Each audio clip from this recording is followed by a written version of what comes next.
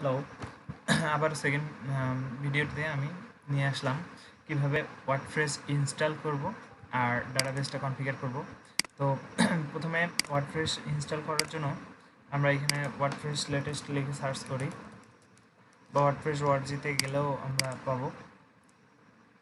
WordPress ওয়ার্ডজিতে যাচ্ছি, তার আগে আমি যেটা করব, আমাদের যে সার্ভার আছে সার্ভারে www ডিরেক্টরিতে গেলাম। যাওয়ার পরে আচ্ছা, আমার এখানে 3টা প্রজেক্ট আছে, লারাভেলের প্রজেক্ট, এগুলো আমি ডিলিট করে দিই। এখানে একটা নতুন ওয়ার্ডপ্রেস সেট আপ করবো। তো আমি প্রজেক্টের নাম দেখি, ডাইমেনশনস আফ্রিকা, ডিএএল দিব। প্রজেক্টের নাম দিব ডিএএল। তো আমি এখানে একটা নিউ ফোল্ডার তৈরি করি, ডিএএল ডিএএল নাম দিলাম। তো এখানে ওয়ার্ডপ্রেসটা ডাউনলোড করার পর আমি সেট আপ করবো।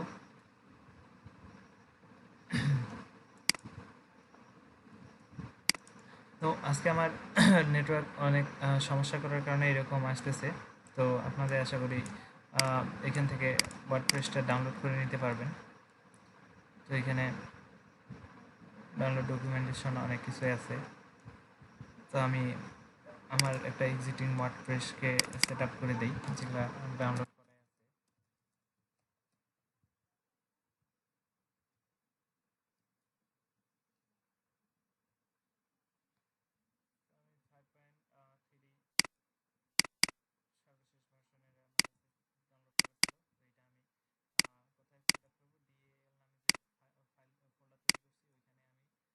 স্টার্ট করব।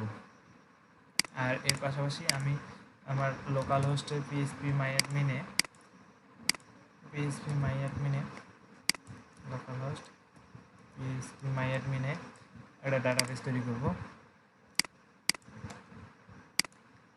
তো হ্যাঁ, এটা চলে যাচ্ছে, কপি হচ্ছে আর কি। তো আমি এখানে ঢুকলাম আমার ইউজার আইডি পাসওয়ার্ড দিয়ে, অ্যাডমিনের পাসওয়ার্ড থাকে না, তো আমি পাসওয়ার্ড সেট আপ করছি যার কারণে আমার আছে। তো এখানে এর জন্য একটা ডাটাবেস তৈরি করি। এগুলো আমার এক্সিস্টিং ডাটাবেস। তো এখানে নাম দিলাম ডিএএল, নাম দিলাম যেহেতু ডাইমেনশন আফ্রিকান লিমিটেড। তো এই ডিএএল নাম থাকলো। আর হচ্ছে এক্সট্রাক্ট হচ্ছে, আমার ফাইলগুলো কপি হচ্ছে এই ডিএএল নামের ফোল্ডারে। আচ্ছা, এটা আর লাগবে না, এটা কাটা যাচ্ছে না, আসলে এটা কাটা যাবে ঠিক এটা কমপ্লিট হওয়ার পর। আচ্ছা, আজকে নেটের প্রবলেম। ক্লায়েন্ট আমাকে ডাইমেনশন আফ্রিকা যে অ্যাডমিন লগ ইন দিয়ে দিছে, আমি আর এটা দেখাচ্ছি না। তো আমি এখানে ঢুকছি। তো এখান থেকে এখন এখানে কিছুই নেই আসলে। এখানে এখন শুধু একটা 2020 থিমটা সেট আপ করা আছে। আমার নেট খারাপের কারণে আসলে আমরা সাইটটা ভিজিট করতে পারতেছি না, একটু স্লো কাজ করতেছে। তো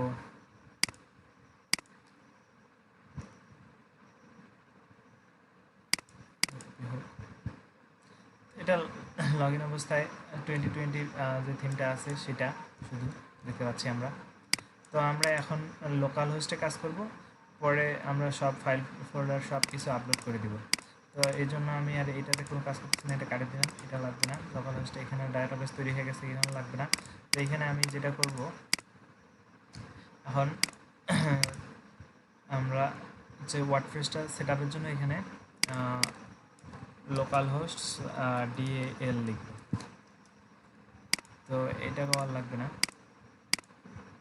এই ডিএএল লিখলে এখানে একটা ডাব্লিউপি স্যাম্পল দেওয়া আছে, তো শুধু ডাব্লিউপি কনফিগ ডট পিএইচপি নাম আসবে, আর ওইটাতে আমাদের কনফিগারেশনগুলো সেট আপ করতে হবে। তো করতে হবে না আসলে, যখন আমরা এখান থেকে ইনস্টল দিব ব্রাউজার থেকে, তখন ওইখানে তৈরি হয়ে যাবে। এখানে যেগুলো লাগবে এগুলো তো আমরা জানি, এর আগেও সেট আপ করছি আমরা। ডাটাবেজের নাম দিয়ে দিই ডাল, তারপরে ডাটাবেজের ইউজার হচ্ছে রুট, ডাটাবেজের পাসওয়ার্ড আমার যেটা সেট আপ করছি আমি এটা দিই, আপনার না সেট আপ করলে লাগবে না।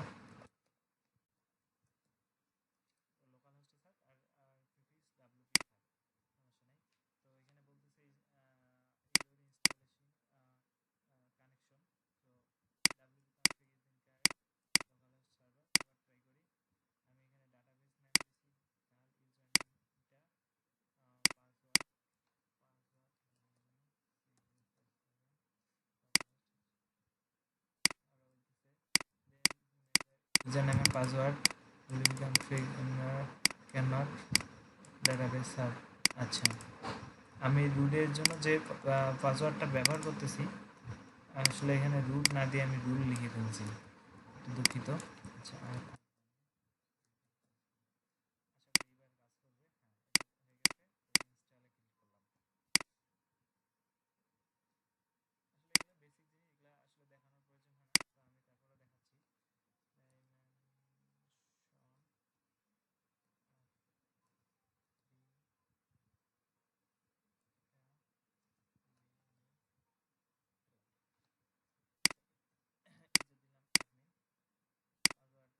এটাই ব্যবহার করতেছি।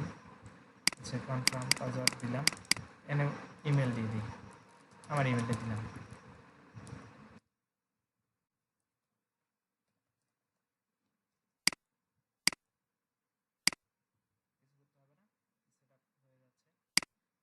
হওয়ার পরে ড্যাশবোর্ডে নিয়ে যাবে, লগ ইন ড্যাশবোর্ডে নিয়ে যাবে। আমি দিলাম যেটা ইউজার আইডি আর পাসওয়ার্ড দিয়ে লগ ইন করলাম।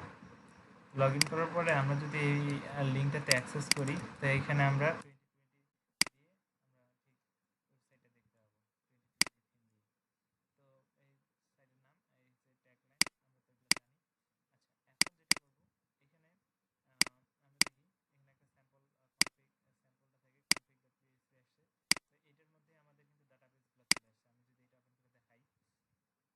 ডাটাবেজের নাম, ডাটাবেজের ইউজার নেম, ডাটাবেজের পাসওয়ার্ড, ডাটাবেজের হোস্ট আর টেবিল প্রিফিক্স ডাব্লিউপি যেটা আমরা দিয়েছিলাম যে সেট আপের সময় সেগুলাই এখানে আসছে। তো এই পর্যন্ত কমপ্লিট সেট আপ হয়ে গেছে, ড্যাশবোর্ড আসছে, এখানে ওয়েবসাইট আমরা ভিজিট করতে পারতেছি এই লিঙ্কে। আচ্ছা, এরপরে আমরা যেটা করব, আমাদের জন্য আমরা একটা ইউনিক থিম তৈরি করব। থিম তৈরি করার জন্য থিমসের ভিতরে আমরা দেখি কয়েকটা থিম আছে। আচ্ছা, এগুলো আমরা এখান থেকেও দেখতে পাবো, ডাব্লিউপি কন্টেন্ট থিমসের মধ্যে আমরা দেখতে পাচ্ছি এখানে 4টা থিম আছে। তো আমরা এখানে যেটা করব, আমরা একটা বুটস্ট্র্যাপের থিম ব্যবহার করব যেখানটায় আমরা ওই হচ্ছে সাইটটা বানাইতে পারি।